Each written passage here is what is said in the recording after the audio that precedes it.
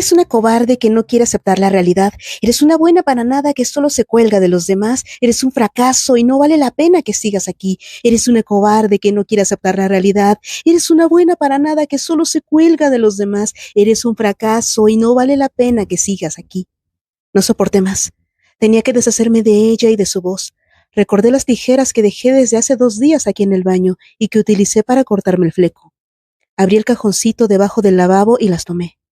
Volteé a ver a mi reflejo a los ojos. Se había desprendido de mí, porque mientras yo tenía el rostro devastado y los ojos hinchados de tantas lágrimas, ella más bien se veía retadora, con una sonrisa filosa y entre dientes no paraba de repetir: eres una cobarde que no quiere aceptar la realidad, eres una buena para nada que solo se cuelga de los demás, eres un fracaso y no vale la pena que sigas aquí. ¡Cállate de una vez!, grité, pero ella se rió. Así que le clavé las filosas tijeras entre sus cejas burlonas.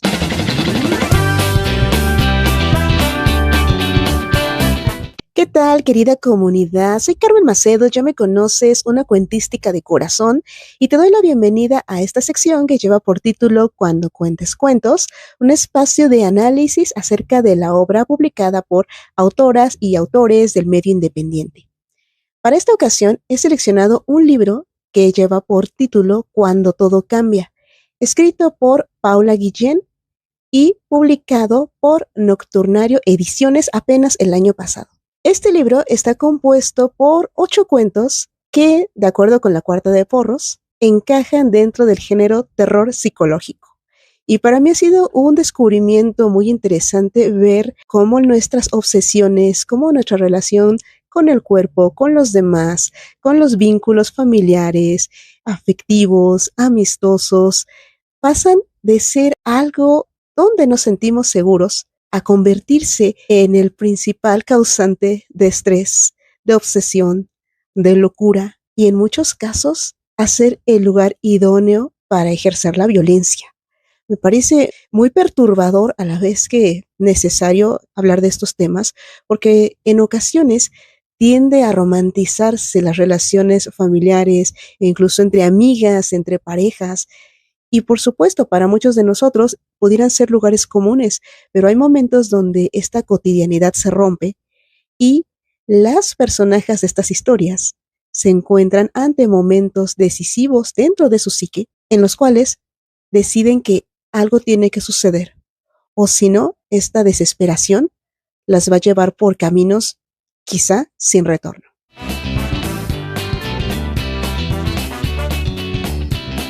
El primer cuento que traigo para compartir lleva por título Veneno, y había tenido la oportunidad de escuchar un fragmento de esta historia en un evento organizado por la Feria Nacional de Escritoras Mexicanas, de voz de la misma Paula Guillén, y por supuesto en ese instante había compartido únicamente un fragmento muy detallado, muy enriquecedor en cuanto a cómo se conforman los vínculos entre mujeres, porque tiene de protagonista a una adolescente que no se siente segura en el espacio del cual forma parte, porque todo el mundo siempre le señala que ella es gorda. Este texto de entrada pues es una crítica a cómo se pide ser parte de un canon de belleza imposible.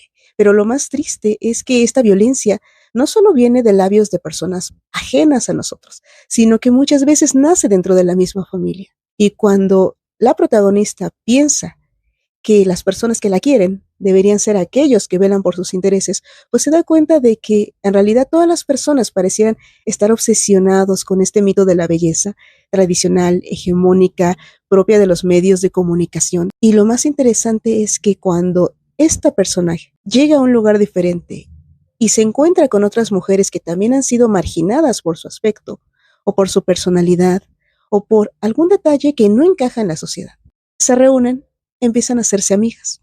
Nuestra protagonista pasa por un severo momento, pues, de depresión, de ansiedad, que incluso ha requerido de tomar terapia. Y allí habla acerca de cómo las presiones para ser delgada han venido de su madre, pero principalmente de su abuela, quien la atormentaba con la idea de qué iba a ser de ella cuando no encontrara un vestido de 15 años acorde a su talla, cuando tuviera que hacer algún evento propio para verse bien, mientras que ella estaba fuera de este canon de belleza. Entonces, a mí me parece muy interesante cómo Paula toma un lugar como la familia, lo va extendiendo hacia afuera, por supuesto, y hablamos de la terapia, pero lo lleva todavía más lejos y ahora lo aborda en la escuela, que es donde conoce a estas chicas también desadaptadas. Y a partir de allí, las vuelve a llevar aún más lejos, cuando deciden interactuar en una fiesta con personas propias de su barrio y están buscando un lugar en el cual van a dejar de sentirse señaladas por los otros. Pero ¿qué sucede? Que una personaje, un ser humano también, empieza a transitar por diferentes etapas de angustia mental y cuando en apariencia ya se llega a un lugar seguro como son las amigas, pues algo sucede. Y estas amigas repiten los mismos patrones de violencia, de crítica, de desprecio hacia los cuerpos diversos. Y nuestra protagonista se harta. Lo más interesante para mí es cómo se están rompiendo estos modelos de cuidado, estos espacios que muchas veces se nos ha dicho que son los únicos lugares seguros, cuando hay personas que prefieren estar solas, porque así no tienen que escuchar esos constantes escrutinios acerca de cómo lucen, cómo deberían ser. Y también devela que a veces las personas solo pretenden ser amables porque necesitan algo a cambio. En este caso, estas amigas se podría decir que se dan bola entre ellas, porque al ser inadaptadas, se sienten más poderosas cuando están en conjunto. Pero cuando tienen la oportunidad de repetir esa violencia, de señalar a alguien más, pues lo hacen y lo disfrutan. Entonces, ¿qué va a pasar con nuestra protagonista? Empieza a desarrollar una relación de amistad con una muchacha que trabaja en una farmacia porque ésta le habla de las maravillas de utilizar remedios para hacer dieta, de ingerir té de piña. Y esta chica, nuestra protagonista, está ya sobrepasada de los consejos que encuentra en redes sociales, de los consejos no solicitados que le dan otras compañeras y otras figuras que no se tientan el corazón para señalarla y para hacerla a un lado, casi como si fuera un monstruo, cuando únicamente hablamos de una mujer de complexión ancha que no está haciendo nada en contra de los demás. Entonces, ¿cómo podemos hablar del terror psicológico en una situación que parece sumamente cotidiana? Pues basta con sumergirnos en la mentalidad de esta chica, en ver cómo ella se siente tan frustrada que a veces piensa en lo afortunada que sería de no tener alguna extremidad, porque inmediatamente pesaría menos. Y a mí me parece muy retorcido incluso cómo un cuerpo que no sale en realidad de lo que consideraríamos un cuerpo convencional, un cuerpo útil, está llegando a compararse con la monstruosidad. E incluso esta personaje protagónica preferiría ser un cuerpo mutilado, pero de esta manera encajaría en un parámetro tan absurdo como es el peso. Y bueno, ¿por qué este cuento se llama Veneno? ¿Hacia dónde las obsesiones de esta chica, las heridas de esta chica, la angustia que le genera el todos los días tener que verle la cara a personas que piensan que no es más que una broma, una plática cotidiana y no tendría por qué sentirse lastimada por ello? ¿Cómo este tipo de convivencia la va a ir empujando a cuestionarse si debería vengarse? Dejo esto en el aire porque ¿contra quién deberíamos vengarnos? ¿Contra las primeras personas que ejercieron esta violencia simbólica? ¿Contra las siguientes personas que prometieron ser respetuosas, que prometieron cuidarnos, que prometieron estar en una situación de igualdad? ¿O con las últimas personas, las que colman cualquier muestra de paciencia? Y uno actúa como si estuviese sometido por un arranque de furia. Pero también existe otra posibilidad, vengarnos contra nosotros mismos. Porque finalmente es nuestro cuerpo el que se está viendo deforme, desagradable, el que es el tormento, el que es el causante de todas estas angustias, de tener que ir a una terapia que no funciona, de tener que vivir entre vínculos que son falsos. ¿Quién de todos es el causante? Y porque este cuento se llama Veneno.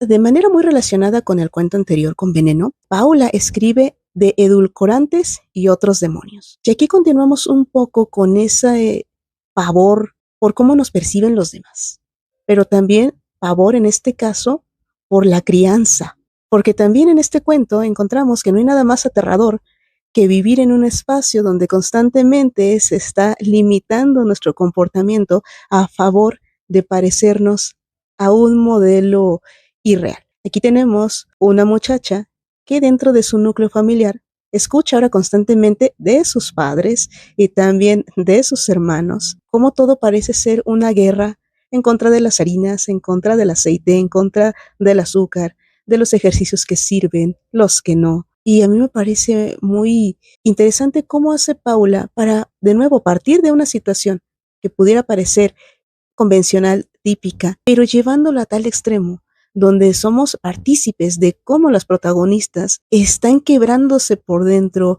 parecen visiones salidas de una pesadilla, como por fuera parecen mujeres, pero por dentro son fantasmas, están convirtiéndose en brujas, hambrientas de venganza, están convirtiéndose en monstruos. En alguno de los cuentos se utiliza pues el apodo de ballena. Entonces aquí también mostrándonos la animalidad pues como algo aterrador, como algo en lo que no queremos convertirnos, se expresa de tal forma que se vuelve espeluznante. Encontrarnos en una situación así, donde constantemente todo está combatiendo con una necesidad tan simple como es existir. Y en este cuento, a diferencia del anterior, se hace todavía más hincapié en la violencia que existe en la industria de la nutrición, porque aquí algo que tiene Paula es que es sumamente detallista. Si vamos a hablar de un plan de dieta keto, ella va a poner proporciones, va a poner porcentajes, va a poner consecuencias, los efectos de los ingredientes. Y esto en algún momento pudiera parecer demasiado. Pero justo esa sensación de fastidio es aquella que alimenta el terror de sentirse señalado. Porque todos estos pensamientos obsesivos son aquellos que se insertan en la mente de una persona a tal grado de que no puede pensar en otra cosa, que no sea cómo afrontar que en el trabajo acaba de comer una pizza. ¿Qué pasa si el plan de dieta no está funcionando? Y el nutriólogo amenaza con que de no obtener resultados habrá que ser más restrictivos. Entonces, aquí tenemos esta industria estética, esta industria de las dietas, donde todo el mundo, influencers, profesionistas de la salud, personas que tienen acceso a Internet, se convierten en expertos, en jueces y en verdugos. Y cómo llega un momento en el que un cuerpo ya no es capaz de dormir tranquilamente porque está siendo atacado constantemente por estos pensamientos intrusivos de lo que debería cambiar y cómo la vida sería más feliz.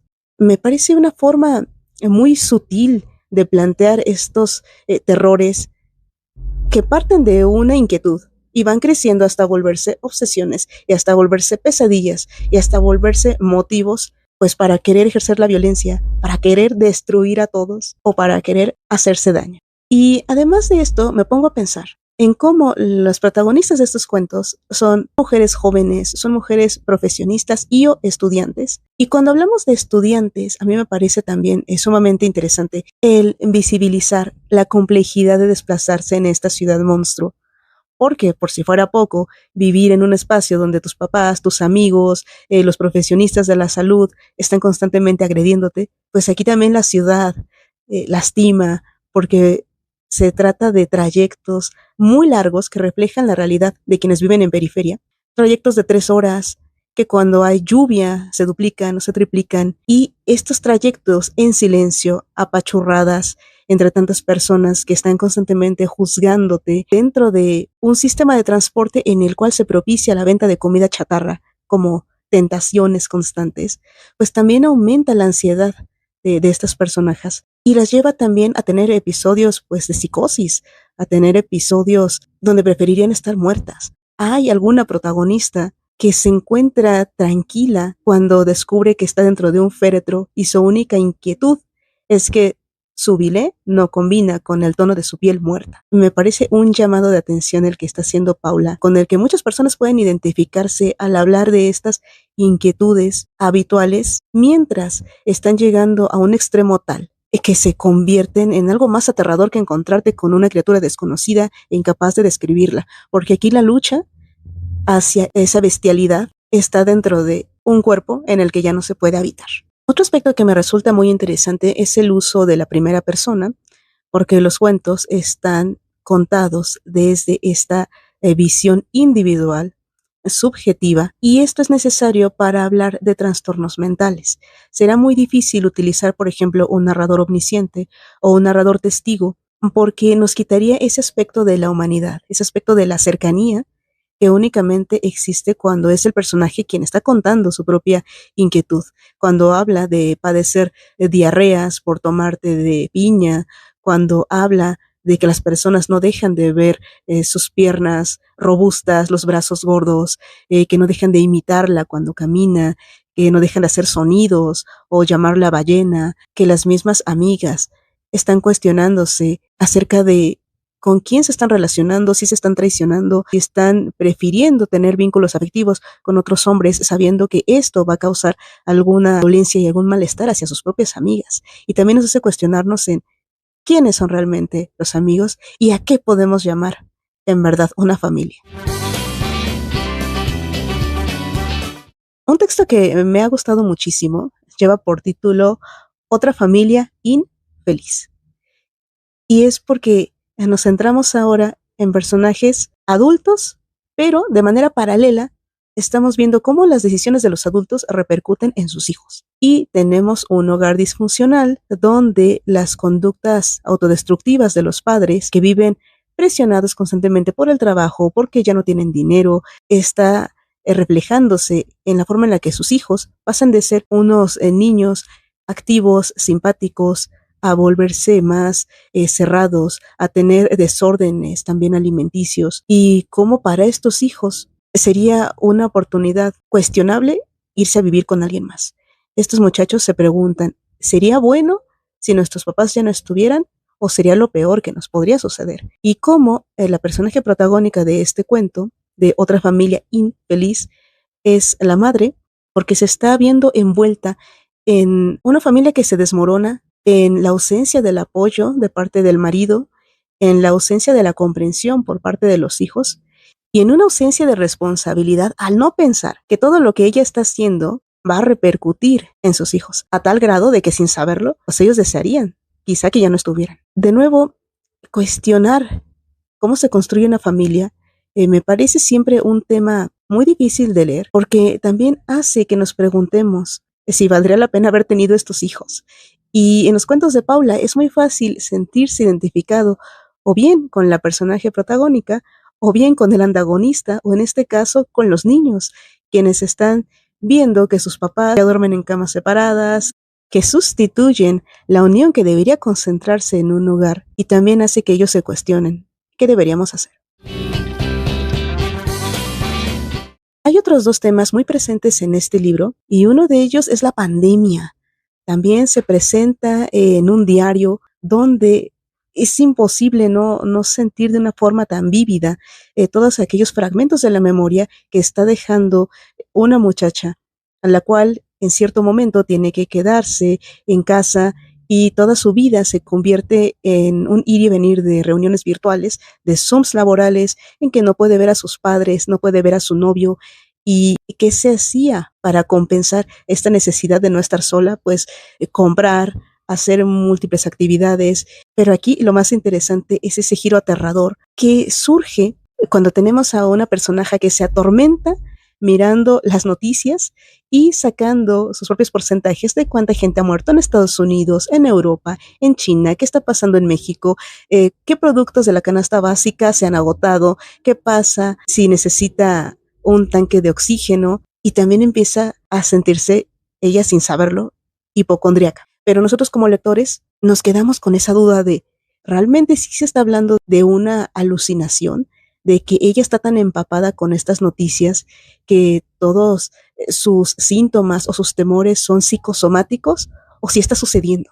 Y creo que parte de esto aterrador, es no saber qué está sucediendo con el cuerpo y cuándo podemos separar lo ilusorio de la realidad. Este es un texto que aún en estos años, no tan después de la pandemia, pues podemos recordar aquellos momentos tristes con la pérdida de familiares o de colegas, o simplemente la incertidumbre que se tenía acerca de lo que iba a suceder de manera social y de manera mundial también, porque se hablaba pues de las vacunas, de las personas que morían por las vacunas, de las personas que morían por no recibir las vacunas, de las personas que estaban tomando métodos alternativos peligrosos, las personas que bebían cloro.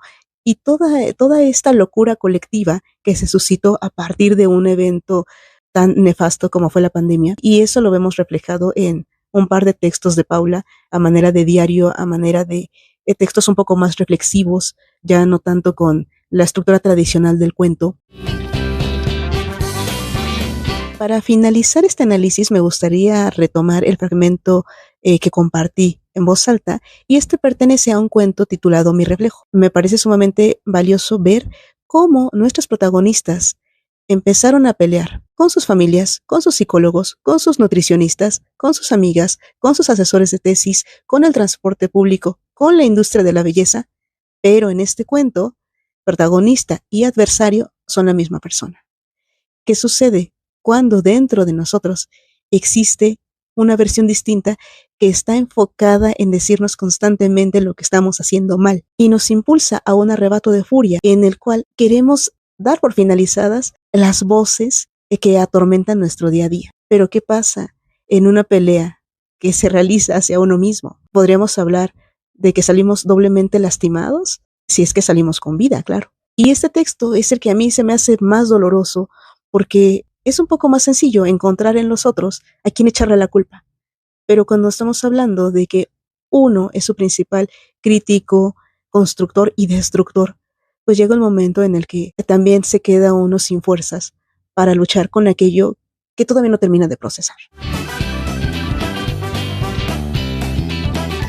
Y bueno, querida comunidad, este fue el análisis del libro Cuando todo cambia, escrito por Paula Guillén. Me parece un primer acercamiento a la narrativa de Paula. Yo pienso que va a estar desarrollándose y sabremos de ella mucho más adelante.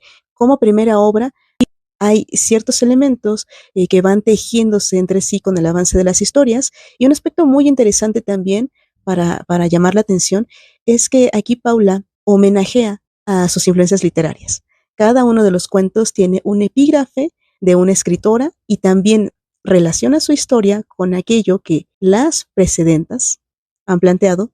A mí me parece una forma muy interesante de jugar también con este aspecto de la intertextualidad, de hacer un diálogo, e incluso por allí hay un cuento que incluye unos versos de otra novela, pero aquí se tratan como si se le hubieran ocurrido al personaje protagónico, y eso me parece muy, muy interesante que lo señale con una nota, que es algo que no se ve muy frecuentemente en el cuento cuando se incluyen notas. Y esto a algunos puede gustarles más, a otros puede gustarles menos. También algo que aparece muy constantemente en este libro es la mención a la música. La música en algunos de estos cuentos se ve de forma más presente e incluso con las acciones que son desarrolladas por los protagonistas, mientras que en otros se habla de gustos musicales, de la canción que se estaba escuchando en aquel momento, de ciertas comparaciones, de decir que había tal multitud como si estuviéramos en un concierto y también esas mezclas de realidad son las que convierten un texto que parte de lo testimonial, pero que se alimenta de otros recursos y se convierte en una narrativa pues un tanto más vívida. Querida comunidad cuentística, estoy llegando al final de esta sección titulada Cuando cuentes cuentos, y Paula Guillén cuenta el terror psicológico femenino de una forma muy dolorosa. Y quédense al pendiente porque Cuentística está a punto de empezar su nueva temporada de talleres, y allí con el editor Raúl Solís o con su servidora podrán encontrar espacios donde se da lugar al análisis de los cuentos en vistas de mejorarlos, en vistas de darles algunos giros inesperados, de sobre todo hacer sugerencias en cuanto a qué tanto se detalla, cuando no, cuando hacemos menciones de intertextualidad, cuando no es tan necesario, cuando podemos abogar por la sutileza, cuando necesitamos más descripción, cuando incrementar el ritmo, meter más acciones, hacer más ambiguos los finales o hacer más explícitos los finales, y todos estos elementos técnicos que nacen gracias a el manejo de teoría, práctica y la experiencia literaria. Así que de momento yo me despido, soy Carmen Macedo, ya me conoces, y estaremos aquí compartiendo un análisis en una siguiente ocasión. Adiós.